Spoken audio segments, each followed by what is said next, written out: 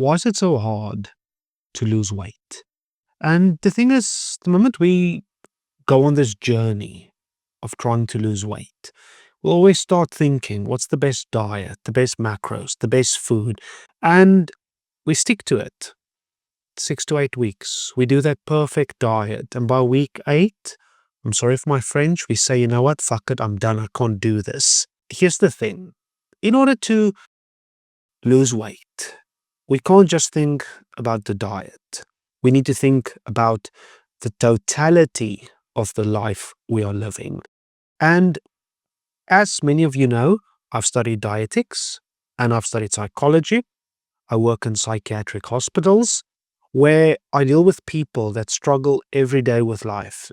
Substance abuse, alcohol, drugs, trauma. At the moment I start talking about in order to live healthier, it's not just the focus on the diet. What I want us to think about here, in order to live healthy, there's 4 areas we need to focus on. And these 4 areas is what I call the 4 quadrants of life. I will give you just a quick glance at what the 4 quadrants are, then we'll go a bit more deeper. The first one being the body, the second one being the mind, the third one being spirituality and relationships, and then the fourth one being career. These 4 quadrants are what make up the totality of our life. And we need to balance these 4 in order to become healthier. And yes, a lot of times we focus on the first one, the losing the weight, but that is irrelevant unless we also take the other 3 in consideration here. A lot of times you will meet people that are very good in one of these. You take that perfect bodybuilder, body spot on, perfect, everything, but career and spirituality, non-existent.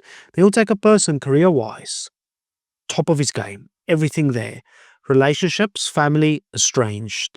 Body, type 2 diabetes at the age of 40. And that's the thing.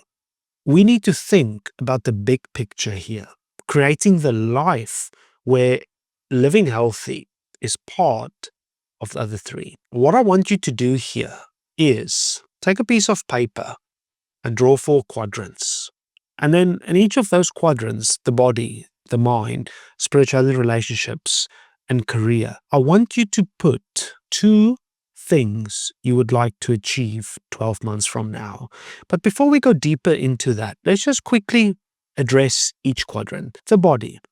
We need to take care of the body. This body is responsible to get us to the end of our life. The better we take care of it, the longer we will be healthily physically and mentally. We need to exercise it, take care of it.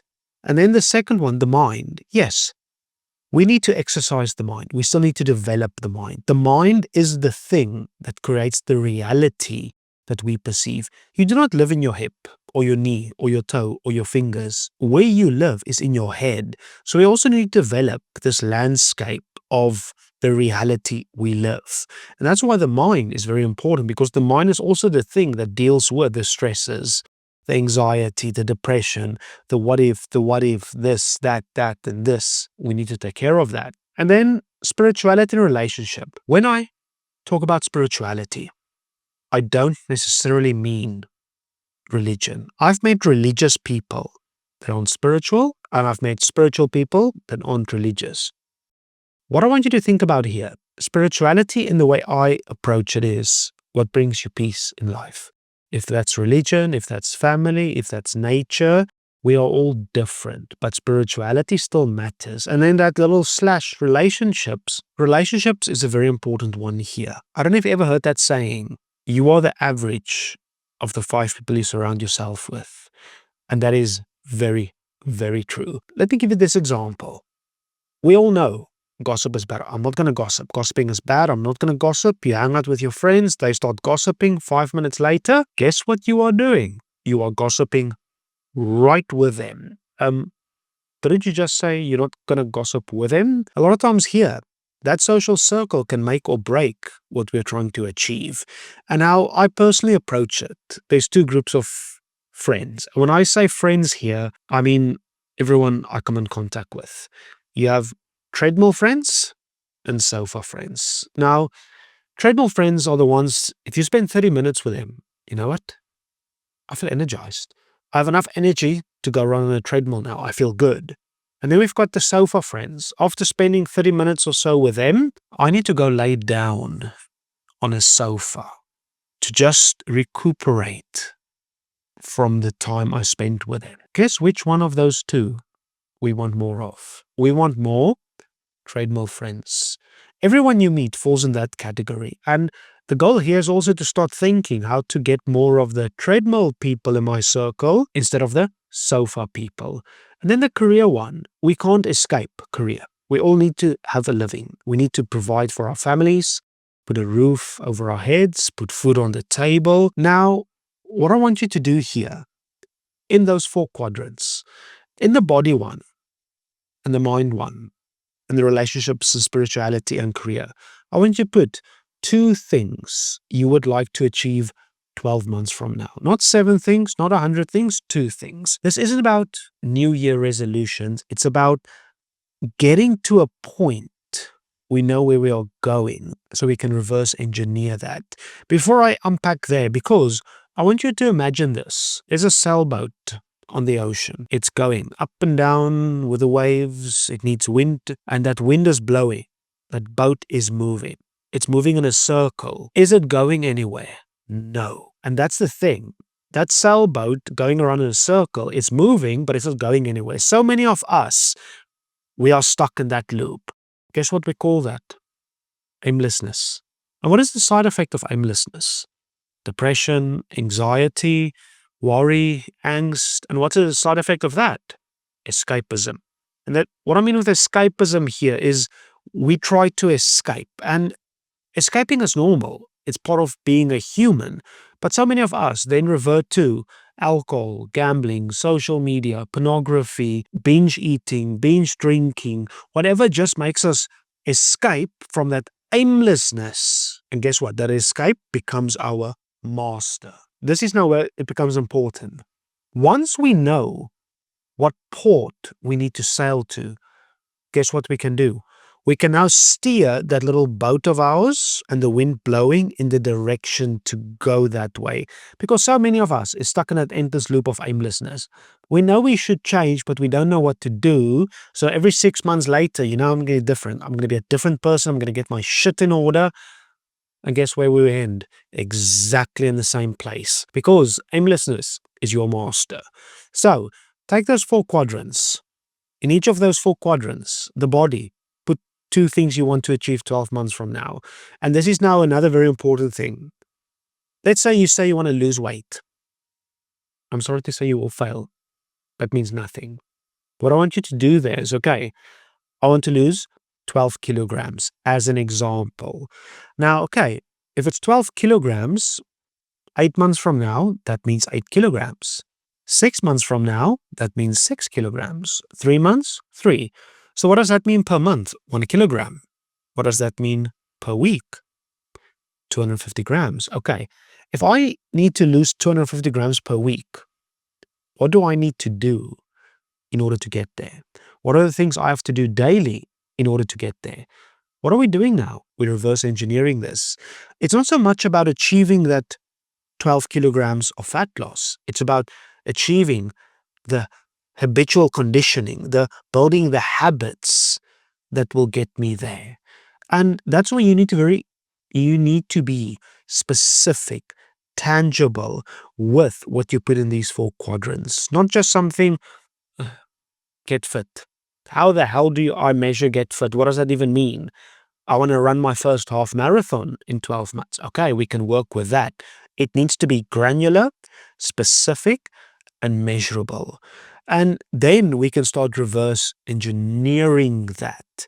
And what you can put there, lose weight, get fit, lower my HbA1c to 4, bring down my cholesterol level to a 5 or whatever, but it needs to be tangible. Same for the mind. Then we also need to think, how do we develop the mind? And the easiest thing I can tell you there, start reading. And what I want you to think about when we develop the mind is what I call the capital T theory. If you look at a capital T, you've got the vertical line. That's the thing you know a lot about. That one thing you understand very well. It's what you know. It's what you do for a living. It's your interest. You know a lot about that. That's not what I want you to develop. I want you to develop the horizontal line. That is what we call that top line, that horizontal one. That is things outside of what you do for a living. That's the things you are not always aware of. It's not in the way you think. And what starts happening, the more we develop this horizontal line, we start analyzing problems differently. We start seeing things from different angles. And that's why developing the mind is very important. So many of us are so, and don't take offense now, narrow-minded in how we see the world. There's only this, and nothing else exists out of it. That horizontal line is very important. And the best way, start reading things, learning new things, learning new skills. And then also the same for spirituality and relationships. Maybe you need to take an honest review of the people in your circle, the friends in your circle. Maybe that means you need to get back in touch with some spirituality. If that means going to church, joining a community, going to a temple or whatever. But unless you actually start implementing it, getting a goal with it, nothing will happen there. And also with career. So many of us, we try to escape from the career problems. But again, if you don't do anything about it, nothing will change. If you hate your job, maybe you know what? Send out 4 CVs per week. Maybe you want a promotion. Okay, think about what skills do I need in order to acquire that promotion, to go up in that ladder. And that's the thing. Unless we get direction, we will constantly keep failing because we're that little boat going around in a circle over and over. The question then is, why the hell am I bringing this up if I'm talking about weight loss? Because weight loss in its singularity will never succeed. We can only worry about being the healthiest version of ourselves, losing the weight, keeping the weight off, if we can also focus on developing a more eloquent mind, a deeper thinking mind, seeing reality, creating a new acquired identity, and then also being in touch with spirituality, knowing what our social circle and how it affects us, being around people that motivates us, and addressing the career things, the problems, the stresses in order to face it. Because so many times those 3 things affect our willpower, our energy, our determination to actually address the physicality, the diet, the living healthier physically. That's why we can't address just the diet. We need to address all 4 these quadrants in order to live healthier, in order to achieve the goals we want. It's not about segregating one of these little blocks. It's about addressing the whole picture.